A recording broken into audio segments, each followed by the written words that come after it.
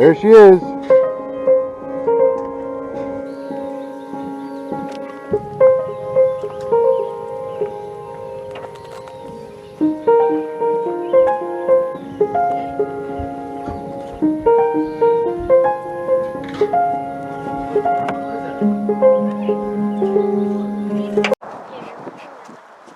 hello everyone, this is Jason at Oregonbeekeeping again. It is March 22nd maybe. It's sunny and 55 out, it's great out. A little bit cooler and wetter this year than last year. I remember last year I was equalizing colonies mid to late February, and now it's mid-March and I'm going to start equalizing colonies. So we're going to do that today. I've got two colonies here behind me. One was a swarm I caught last year. They've dwindled down to just a couple frames, but the other colony is doing really, really well. They're also a swarm I caught last year. So you're going to see how I do that. Obviously you have your smoker ready. I'm going to take this smaller colony and put it in a nuke box actually, just so I don't have to take care of so much space.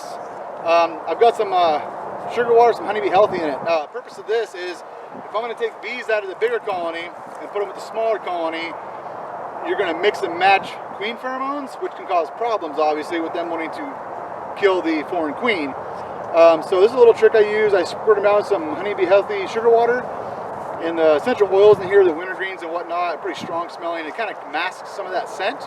So by the time they clean each other off with the sugar water and they get mooling around in there, hopefully it's a nice happy marriage and everybody's good to go. So we're going to do that right now. I'm going to pop open the smaller box first and just move over the bee frames in there first, get the queen in the new box. Then I'll move over to the bigger box, and I'll probably only take out one frame of bees. I don't want to give them too much because I got to be able to keep the brood warm, obviously. It is a bit windy today, but it's nice out, so as long as we keep our smoker lit today, should be good to go. I love this smoker and I hate it. It's my first ever smoker and it's old, and it lasts a long time, but if it doesn't get nice and hot, man, I do not want to smoke. Okay, so let's see what we got going here.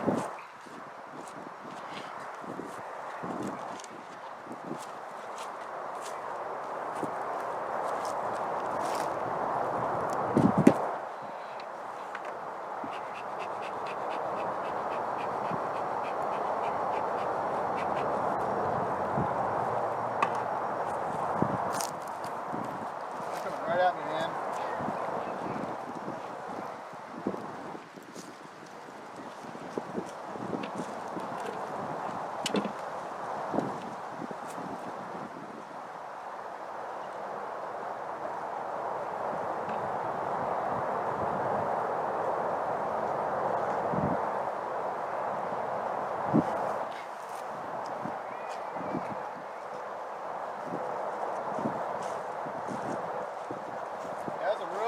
Tiny cluster of bees for sure. So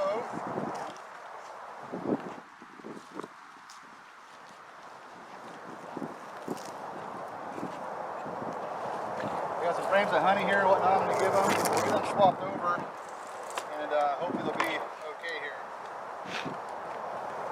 So I'll get these swapped over real quick, and then I'll check back with you in a minute.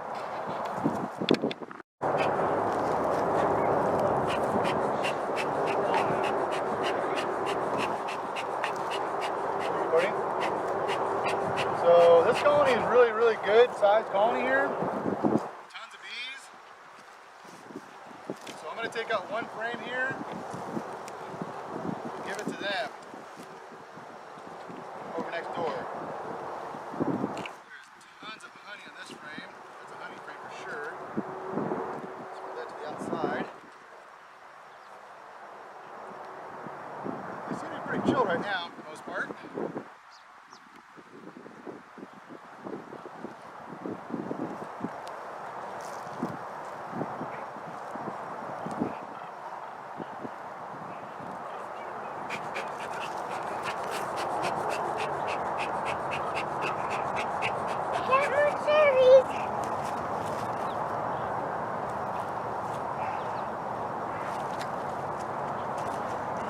That's all honey also, it looks like. A lot of honey in here. A lot of honey.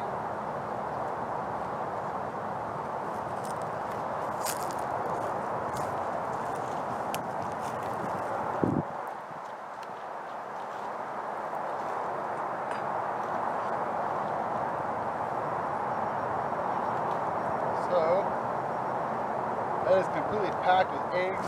Oh, there's the queen right there, cool. So I got the queen on this frame, so I'm not worried about giving them that frame. So I'll just put her right there. Simple enough.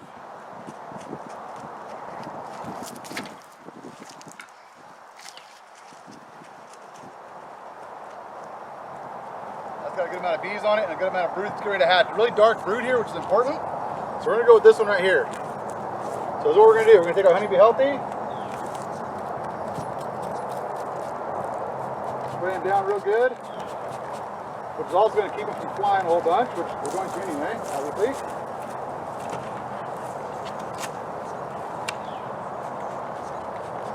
Spray that in there, go like this.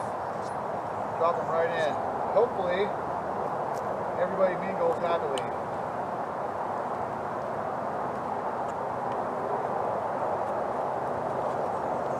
I'll still give them some sugar water here, spray it around good.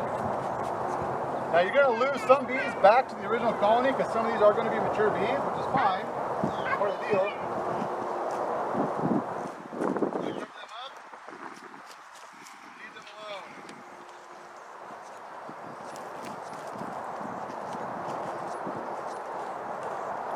Dang.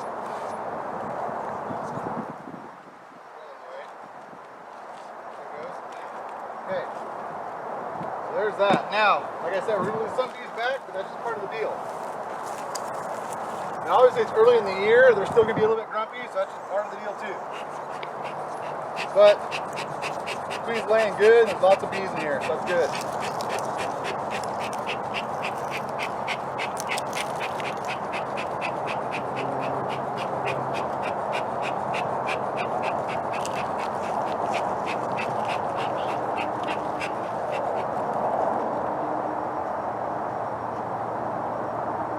Put her back in the middle.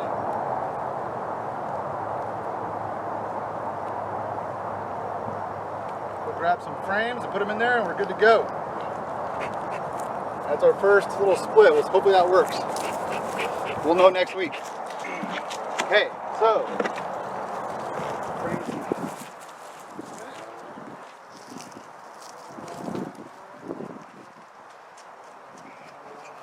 there.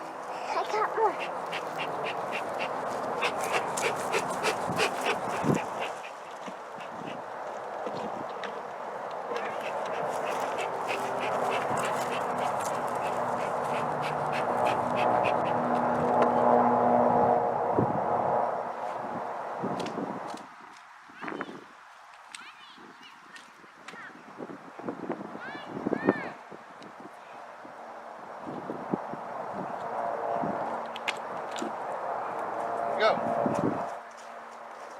Back on top.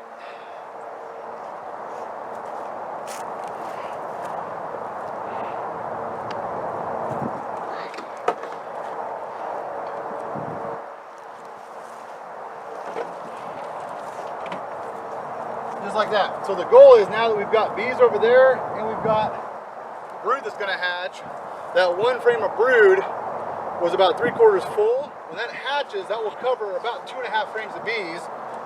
And providing they mix and mingle okay and leave the queen alone like they're supposed to, that nuke box will be full in a month, which is great. That's what we want. So I'll leave them alone. We'll have to come back and check that later. But for now, we're going to move on to the next equalization of the hives. See you then.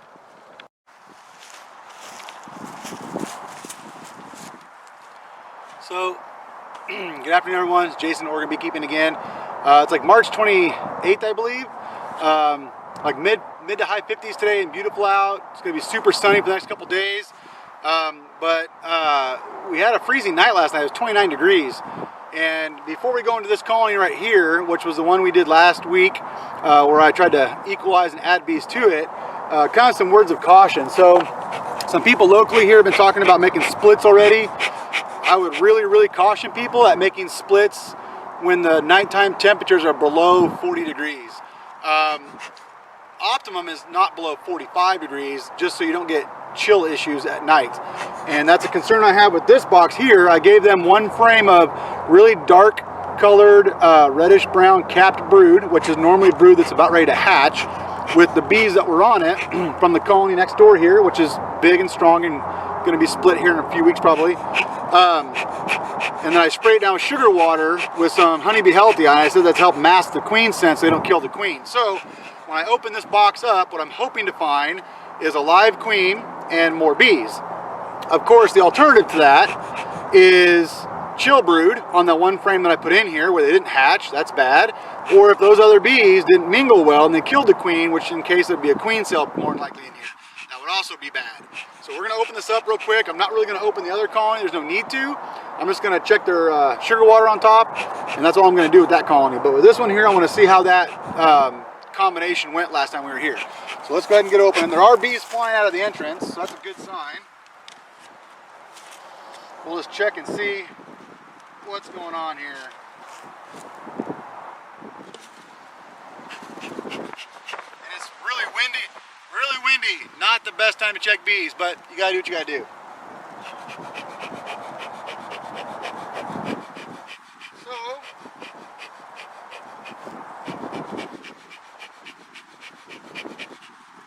they look okay. Let's see what's going on. They're a bit grumpy, and they were before too, just really protected because they're a small colony, obviously. This was a frame of just nothing I gave them, and they're just putting pollen away, it looks like. So we'll just set that right there for now. The main thing I want to find is that frame of brood I gave them, which is this white frame right here, I believe. And let's see what's going on here.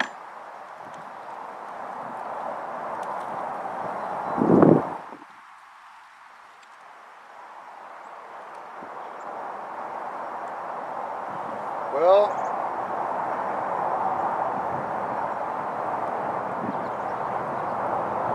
looks like I got some chill brood because it looks like some hatched and some didn't. So this whole side right here hatched out. I'm not sure if you can see.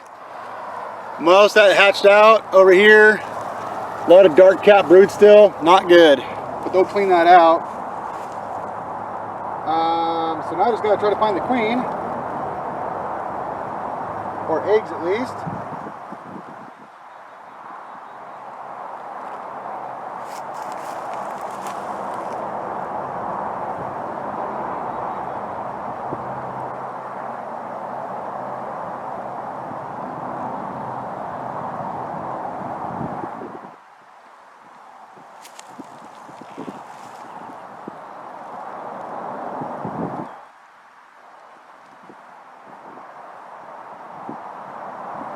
Oh, I got some eggs right here, looks like.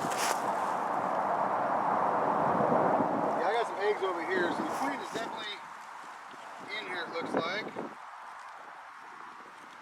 I put a frame of honey in here too. They're really on top of that, it looks like. Let me check that out here. Oh yeah. They're all over the honey, eating that up.